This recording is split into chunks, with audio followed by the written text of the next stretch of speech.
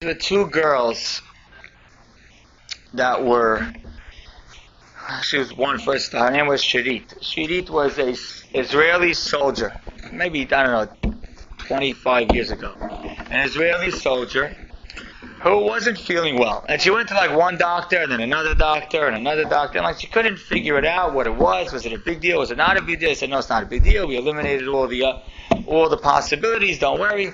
But it just kept nagging her and nagging her. So finally her friend, they're talking outside one day, they're not religious at all, they're talking to a religious girl, says, why don't you go to Rebbetzin Kanievsky? Who? Rebbetzin? What do you mean? Who is she? Is she like a doctor? Is she like a pharmacist? Is she a therapist? What do you mean, Rebbetzin? No, why don't you go to Rebbetzin Kanievsky?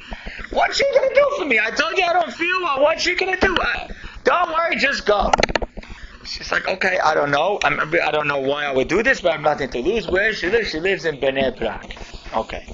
So she gets on a bus to Bnei Brak. Now here's these two girls together.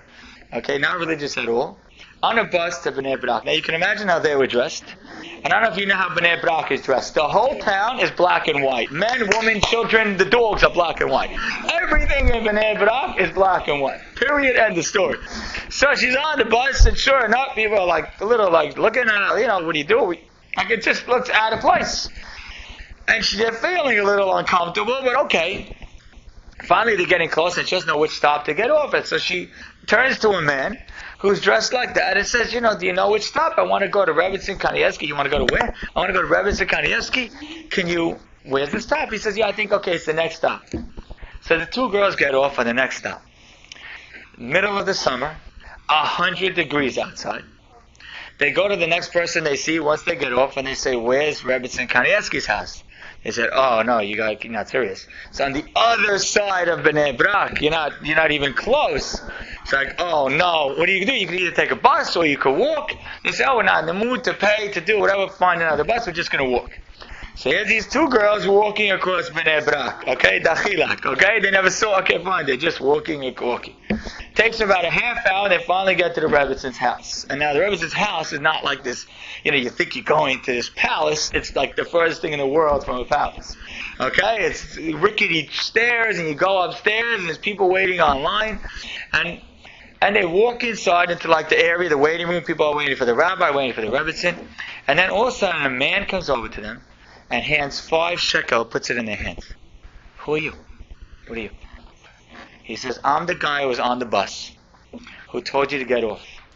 After you got off, I realized that I told you to get in the wrong spot. And I realized you're going to have to take a bus across town.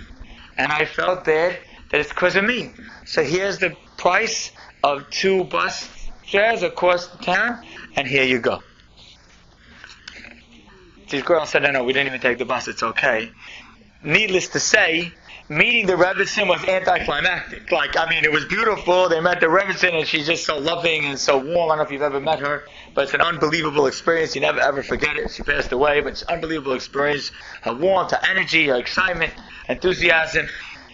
But seeing how a Jew really reacts in heart that's our core. So, of course, these two girls, by the end of the story, always is that way. They became very religious, and their kids, and all. Okay, good. Great. Okay.